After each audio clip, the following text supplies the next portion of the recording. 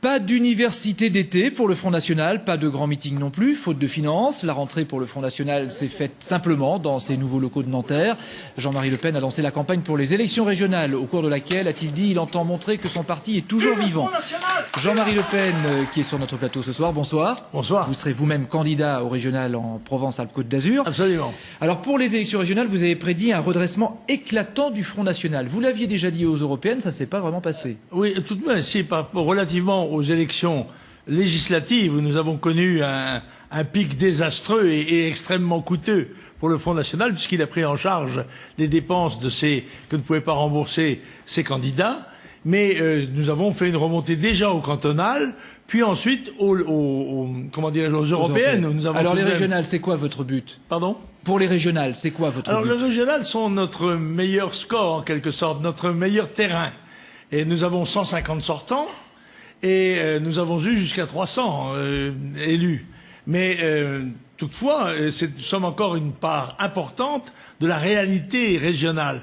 Et je suis sûr que le Front National, surtout dans les circonstances sociales et économiques actuelles, va faire un tabac. Pourquoi? Parce qu'il est le seul à occuper désormais le terrain de l'opposition nationale depuis que messieurs Villiers et Nious ont rejoint le gouvernement. Alors il y a une question qui se pose pour ces régionales. Quelle sera la stratégie du Front National? Est-ce que ce sera barrage systématique à l'UMP comme ça a été le cas dans le passé?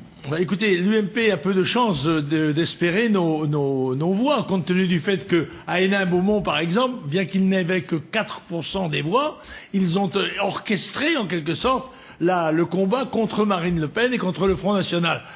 En revanche, je pense que si les gens du gouvernement étaient plus adroits, plus habiles, plus sensés, ils rétabliraient, je pense, le mode de scrutin à un tour.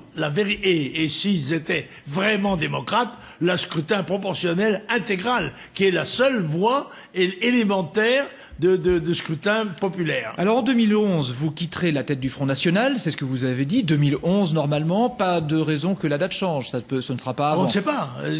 On ne sait pas ce que l'avenir nous réserve tous. Je ne sais pas, sauf circonstances exceptionnelles. En effet, normalement, je passerai, en quelque sorte, le levier de commande du Front National en 2011.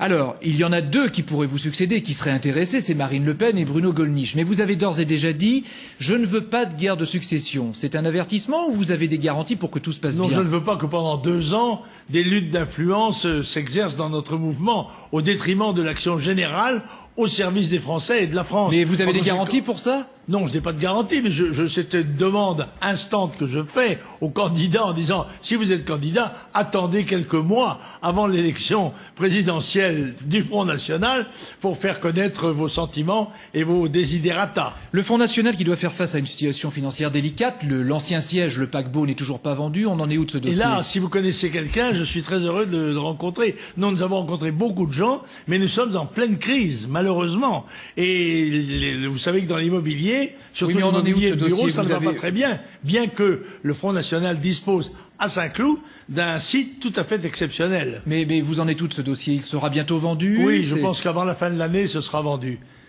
Merci beaucoup, Jean-Marie Le Pen, d'avoir accepté notre invitation ce soir sur le plateau de Soir 3.